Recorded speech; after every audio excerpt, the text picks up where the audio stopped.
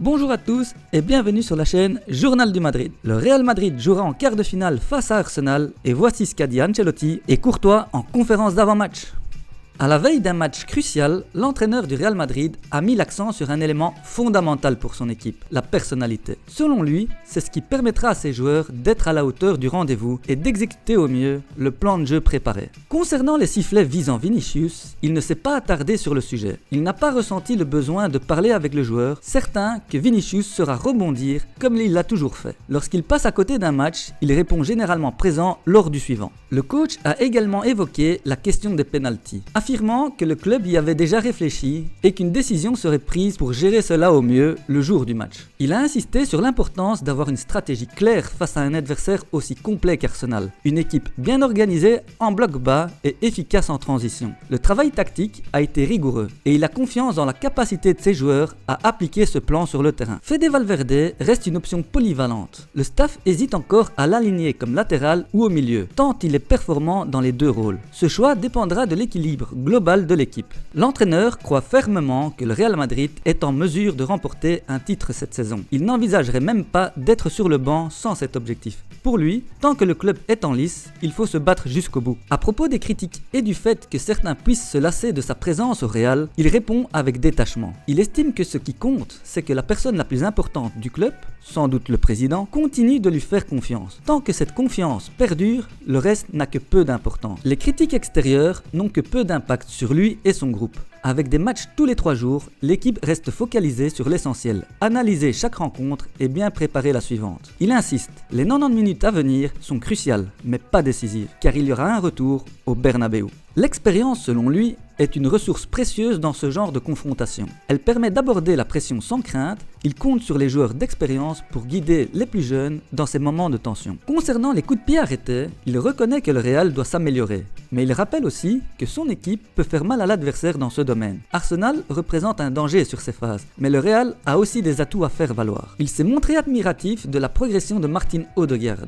Il souligne que le Norvégien avait déjà un immense talent à 16 ans, mais qu'il a surtout eu le courage de partir pour s'imposer ailleurs. Ce choix l'a mené au plus haut niveau européen. Le risque de suspension pour Camavinga et Rudiger en cas de carton jaune ne change rien à sa préparation. Il rappelle que l'effectif est suffisamment large pour compenser d'éventuelles absences, comme c'est déjà le cas avec Tchouaméni, indisponible pour ce match. En réponse à ceux qui considèrent que ses idées sont dépassées, il remercie Mikel Arteta pour les compliments reçus. Il admire le travail de son homologue à Arsenal, qui selon lui a bâti l'une des équipes les plus complètes d'Europe. Enfin, il revient sur la décision d'Odegaard de quitter Madrid, qu'il comprend parfaitement. Il n'y avait pas de place pour qu'il exprime son potentiel à l'époque, et il a préféré partir dans un club où il pourrait s'imposer, ce qu'il a brillamment réussi. Il conclut en reconnaissant que cette saison, les rotations étaient plus nécessaires que jamais, le rythme est infernal et il est impossible d'exiger 100% de forme mentale et physique en continu. Malheureusement, les nombreuses blessures ont limité la possibilité de repos pour certains joueurs. Néanmoins, il affirme que le groupe reste solide et prêt à affronter les défis à venir. Et on enchaîne avec les déclarations de Thibaut Courtois. Thibaut Courtois s'est présenté devant les médias avec sérénité et assurance, affichant un état d'esprit tourné vers la Ligue des Champions. Il a expliqué que malgré un petit souci physique récent, il se sentait très bien à présent. Il a enchaîné plusieurs séances d'entraînement et se dit prêt pour le choc contre Arsenal. Son objectif est clair, changer de mentalité pour entrer pleinement dans la compétition européenne et réaliser un grand match face à un adversaire de haut niveau. Revenant sur ses blessures musculaires, le gardien belge a précisé qu'il avait connu 2 pépins au début de saison, mais que depuis, il se sentait bien. La gêne récente n'était qu'un problème mineur, et par précaution, notamment en vue des échéances à venir, le staff avait choisi de le ménager. Il a insisté sur le fait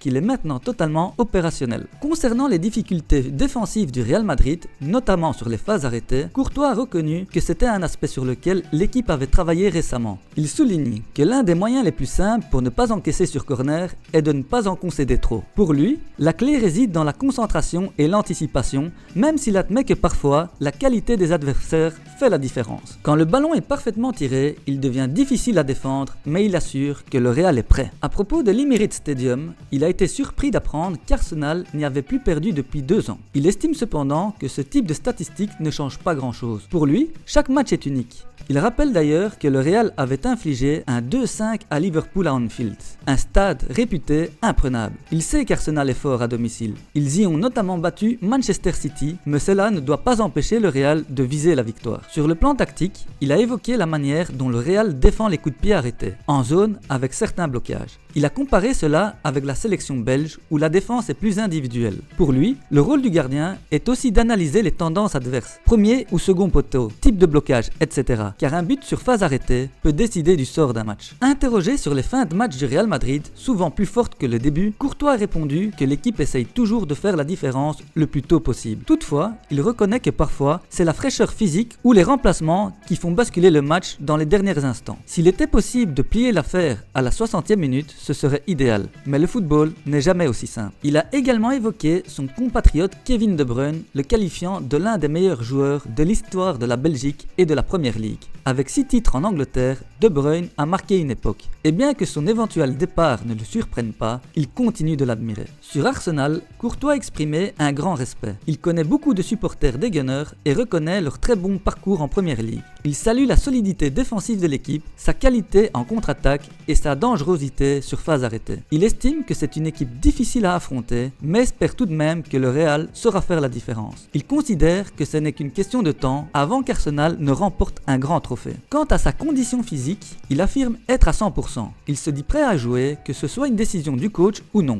Il a alterné séances de gym et travail sur le terrain et espère retrouver l'ambiance des grands matchs européens, surtout dans un stade où il a joué de nombreuses fois avec Chelsea. Il est aussi revenu sur une déclaration faite en octobre lorsqu'il avait affirmé que la situation n'était pas aussi mauvaise que ce qu'on disait. Aujourd'hui encore, en avril, malgré les critiques persistantes, il maintient ses propos. Pour lui, beaucoup de jugements sont liés aux résultats. Le match contre Valence en est un exemple. Un pénalty manqué, un but encaissé ensuite, puis une défaite dans les derniers instants. Pourtant, de l'intérieur, les joueurs sentent qu'ils font bien les choses, même si les résultats ne suivent pas toujours. Il rappelle que le Real est toujours en course dans les 3 compétitions. Enfin, il a évoqué l'attitude du groupe en Ligue des Champions. Il ne pense pas qu'il y ait un grand changement de comportement par rapport à la Liga. L'équipe prend chaque match au sérieux. La seule différence, c'est peut-être l'adrénaline. En Ligue des Champions, elle pousse à donner 110%. Mais avec ça, il y a aussi plus d'exigences car chaque erreur peut coûter très cher.